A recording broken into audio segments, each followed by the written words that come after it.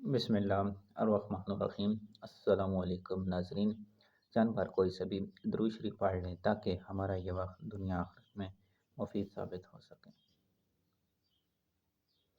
جی ہاں، آپ نے بالکل تھمبنیل جو دیکھا ہے کہ پیسہ اتنا کہ آپ کو گننے کے لیے مشین رکھنی پڑ جائے۔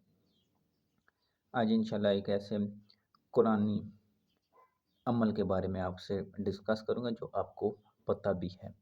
اس کے کتنے زیادہ فائدے ہیں، اتنے زیادہ فائدے ہیں کہ اگر آپ چاہتے ہیں کہ آپ کا بخت نصیب بلند ہو، آپ کی دولت اتنی ہو، گھر ایک ہے تو دو ہو جائیں، اگر گاڑی ہے تو بڑی گاڑی مل جائے، اسی طرح اگر پلاٹ ہے تو اس کے اوپر گھر تعمیر ہو جائے، مزید اگر چاہتے ہیں کہ یہ دولت اپنے تک نہیں اپنی نسلوں تک جائے اور آسمان سے ایک ایسا دروازہ کھل جائے جہاں سے آپ کے لیے نعمتوں کی ہم سب کے لیے بارش ہو۔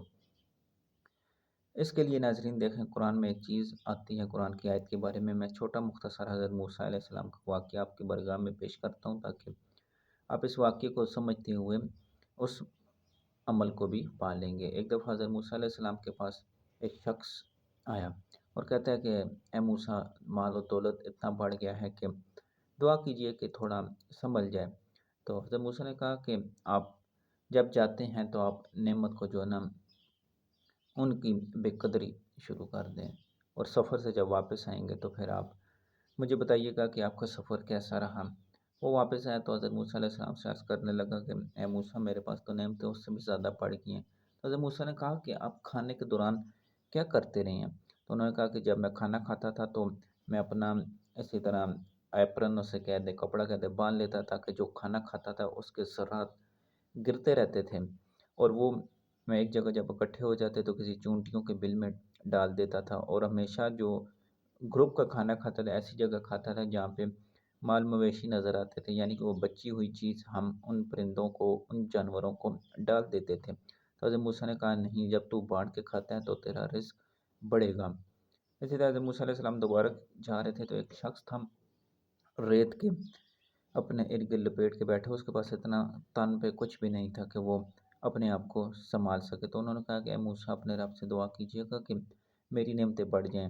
تو انہوں نے کہا ہاں ٹھیک ہے، میں آپ سے بات کروں گا۔ تو پیغمبر گئے تو اللہ سے عرض کیا، تو اللہ نے کہا کہ میرے شکر ادا کرے۔ انہیں کہیں تو وہ آئے، حضرت موسیٰ علیہ السلام اس شخص کو کہا کہ اللہ فرما رہی ہے کہ میرے شکر ادا کر۔ اس بندے نے ہماری طرح کہا کہ شکر ادا کرو، کس چیز کا شکر ادا کروں، میرے پاس کون سی نعمت ہے؟ تو ہوا آئی اور وہ ریت بھی اڑا کے لے گئی۔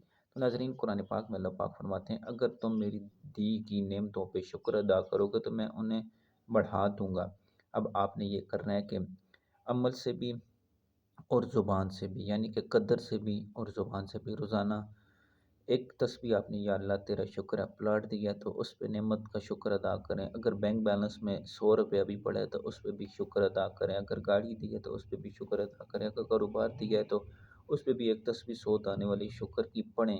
اگر چاہتے ہیں، ایک شخص تھا کہ انگلینڈ سے آئے اور فرمانے لگے حضرت سے کہ دولت اتنی ہو گیا کہ چاہتا ہوں کہ تھوڑی سنبھل جائے، تو کوئی عمل بتا دیجئے، کیونکہ اب پیسہ ہاتھوں سے نکل کر مشینوں پہ گرنے پہ آ گیا ہے۔ تو حضرت نے فرمایا پھر دو کام کر لو، نعمتیں کم ہونا شروع، نعمتوں کی بھی قدری کرنی شروع کر دو اور گھلیاں دینی شروع کر دو، تو اس سے تمہارا مال کم ہو جائے گا۔ تو ناظرین دیکھیں، شکر ادا کریں جتنی نعمتیں اللہ نے دی ہیں ان پہ، پھر دیکھیں آپ کی نعمتیں کس طرح بڑھتی ہیں۔ اب لوگ کہتے ہیں جی وظائف سے کیا ہوتا ہے، اور میں اپنا پرسنل ایکسپیرینس آپ کے ساتھ شیئر کرتا ہوں۔